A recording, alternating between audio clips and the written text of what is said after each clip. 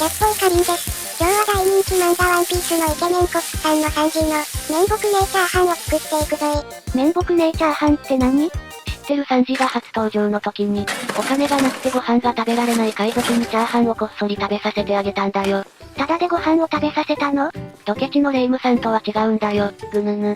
その時に、その海賊が綿木姉って言って食べてたから綿木姉チャーハンと呼ばれるようになった。綿木姉チャーハン食べたいのぜ。それじゃあ作っていくぞい。綿木姉チャーハン。材料はこちらです。マッシュルームとコンビーフが入ったチャーハン。珍しいわね。サンジが働いていたレストランバラテイには実はモデルになった店があって、熊本県のバラテイというレストランがモデルなんだよ。作者がアルバイトをしており、店内にはサイン色紙が置いてあるよ。熊本のバラテイ一度入ってみたいな。バラテイの焼き飯には小さなエビが入っているみたい。でもうちはハイジューシなので大きいのを入れるよ。これはタピオカコーンスターチ？片栗粉がなかったからタピオカコーンスターチをかけて、もみもみ流して、エビの臭みを落とすよ。今日は丁寧に作るわね。サンジ君ワンピースの中で一番好きなキャラだから丁寧に作るよ。ルフィ、ゾロ、サンジの中で誰が好き？みんなもコメントで教えてね。さて、そうこうするうちに準備が整ったのぜ。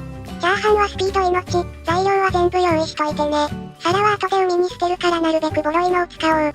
こっそり小じにチャーハンを出してたら、料理長に怒られるのぜ。私だったら皿も海に捨てたらますます怒るわよ。薪の準備よし、植物油入れすぎた。煙で見えないわよ。玉ねぎ、マッシュルームを入れて炒める。フライパンを振るとかっこいいね。お外だからこぼれても心配ないのぜ。これは前回さばいたタコ。海上レストランバラ系。タコやエビも入れちゃうよ。かりんはワンピースはどこまで見たんだ？麦わら一味がバラバラになって、シャボンディ諸島でまた会おう。っていうところ。単行本61巻あたり。ワンピースは105巻まで出てるよ。長いね作者さんすごいわ。具材が炒まったら、横に寄せて、卵を入れる。サンジの料理本を参考に作っているんだな。パラパラにしたい人は具材を皿に取り出したらいいよ。半熟になったらほかほかご飯を入れる。重たすぎてフライパン触れないわ。料理人は筋力もいるようだ。胡椒はたっぷり振った方が美味しいよ。さよなら風で胡椒が飛んでいく塩はお好みで。最後は鍋肌に醤油をジャッとかける。美味しそうな香りがしてまいりました。炒め終わった後は、残り火で魚を焼きましょう。今日は安かった小ぶりの鯛。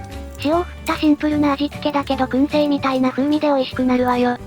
盛り付けは、うちは倍重視なんで、ネギを後で散らすよ。パセリもあった方がおしゃれー。それじゃあ、サンジの綿木姉チャーハンがあんでこれはナミさんたちにも提供できそうなおしゃれバージョンだな。綿木姉チャーハン。それじゃあいただきますなのぜ。綿木姉、こんなにうめえ飯。俺は食ったのは、初めてだ。